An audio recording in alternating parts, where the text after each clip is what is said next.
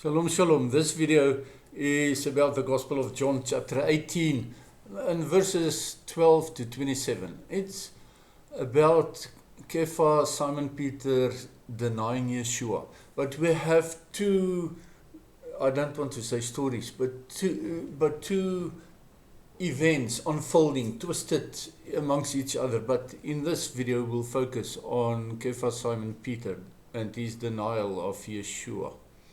I'll read the text for you as soon as I have control over my...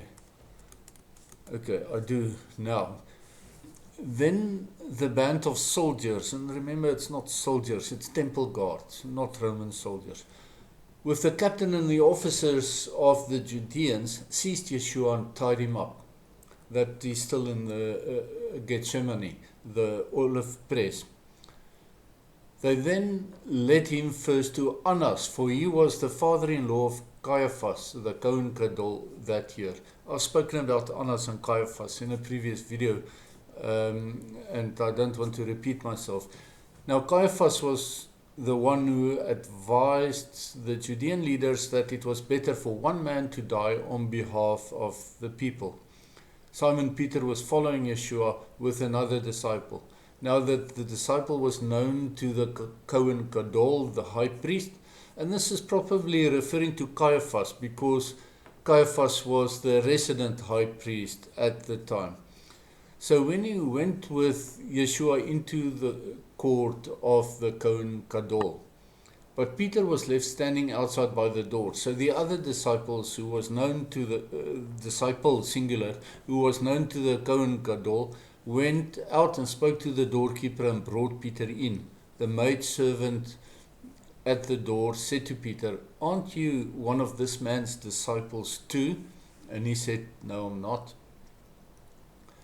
The servants and the officers were standing around a fire they had made because it was cold, and they were warming themselves, and Peter was also with them, standing and warming himself. The former Kohen Gadol, Annas, then questioned Yeshua about his disciples and his teaching. "I have spoken openly to the world," Yeshua answered him. "I always taught in the synagogues and in the temple where all the Jewish people come together. I spoke nothing in secret. Why question me? Ask those who have heard what I spoke to them. Look, they know what I said." When he said this, one of the officers standing nearby gave Yeshua a slap, saying, "Is that the way you answer the Kohen Gadol?" And in this he was referring to Annas by his former title. Remember I explained he was already not Kohen Gadol anymore for 15 years, a decade and a half. Yeshua answered the guard, the officer who slapped him, "If I've spoken wrongly, give evidence of the wrong, but if rightly, why do you hit me?" Then Annas sent him still tied up to Caiaphas, the Kohen Gadol.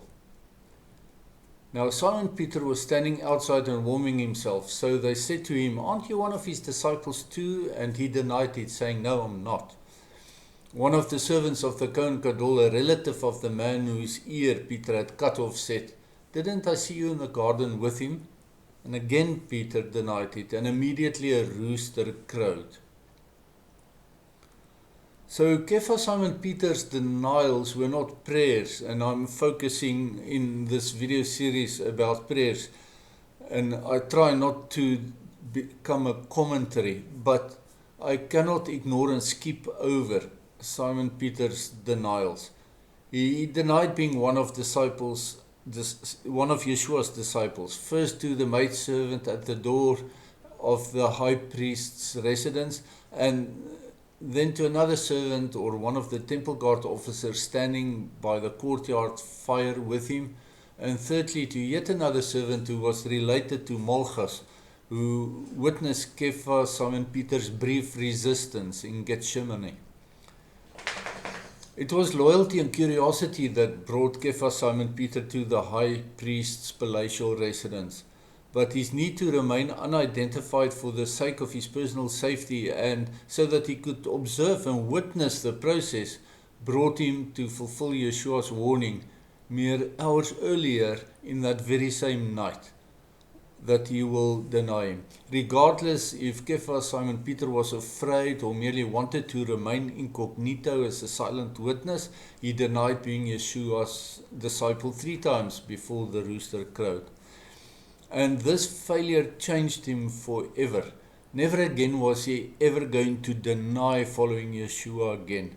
And that iron resolve eventually resulted in his upside down crucifixion for his faith. Now, a chicken in Hebrew is a Tarnegol, which reminds me of Tarantal in Afrikaans, my mother language. And Tarantal is a guinea fowl, Tarnegol is a guinea fowl.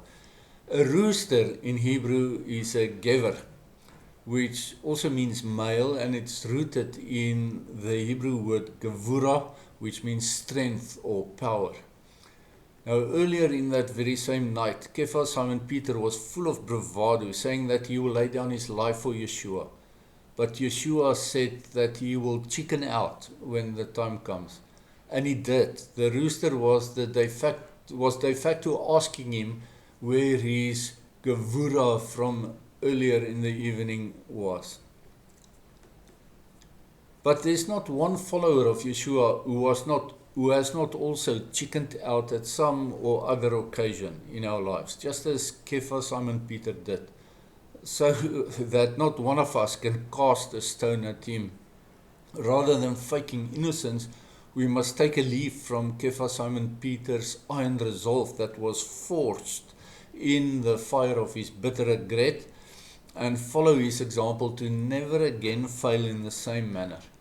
Yes, his momentary weakness may seem like a failure, but what he did in the wake of it was the mark of true Gevurah in faith.